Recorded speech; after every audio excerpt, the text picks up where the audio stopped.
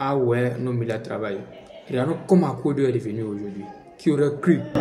C'était un site bien connu des habitants d'Abidjan, la décharge d'Akwedo. Depuis 1965, toutes les ordures de la ville s'y entassaient. Des millions de tonnes de déchets déversés à même le sol au fil des années, avec des va-et-vient incessants des camions poubelles et des tractopelles, des chiffonniers et des glaneurs d'objets. Une décharge immense dont l'existence même était un cauchemar nauséabond pour les habitants de la zone. Mais 6 ans après sa fermeture, la voici transformée. Les déchets ont disparu sous l'herbe fraîche et les infrastructures de ce nouveau parc urbain de près de 100 hectares. Une surprise et un soulagement pour les habitants du village d'Akwedo. En tout cas, on a beaucoup souffert. On a souffert. On ne pouvait pas respirer les odeurs. Toutes les voitures d'eau vive venaient déverser les ordures ici. En tout cas, c'était vraiment désordre. On ne pouvait pas. L'eau de ruissellement coulait partout. On ne pouvait pas traverser. Et le coin était devenu le coin des drogués.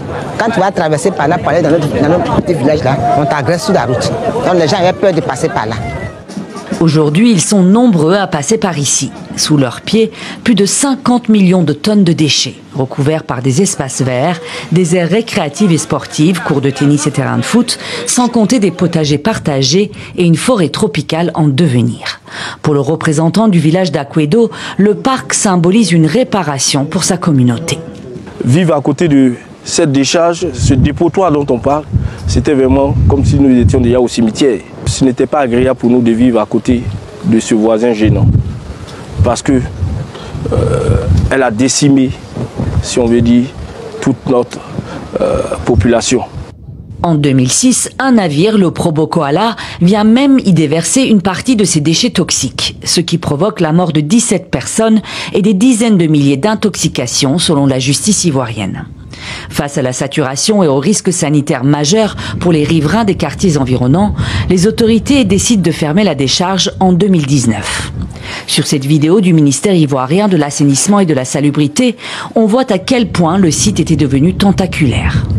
Pour réhabiliter la décharge, les déchets ont été compactés et la zone tout entière, nivelée, sécurisée avec des digues et revêtue d'une couverture étanche pour éviter la pollution des eaux de pluie.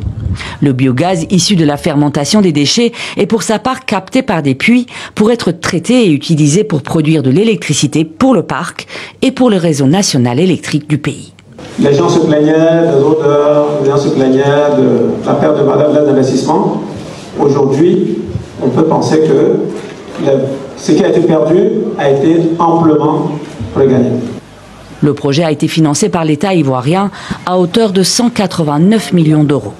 Il comprend aussi un marché, un collège de jeunes filles et un centre de formation au métier de l'environnement pour les habitants d'Akwedo.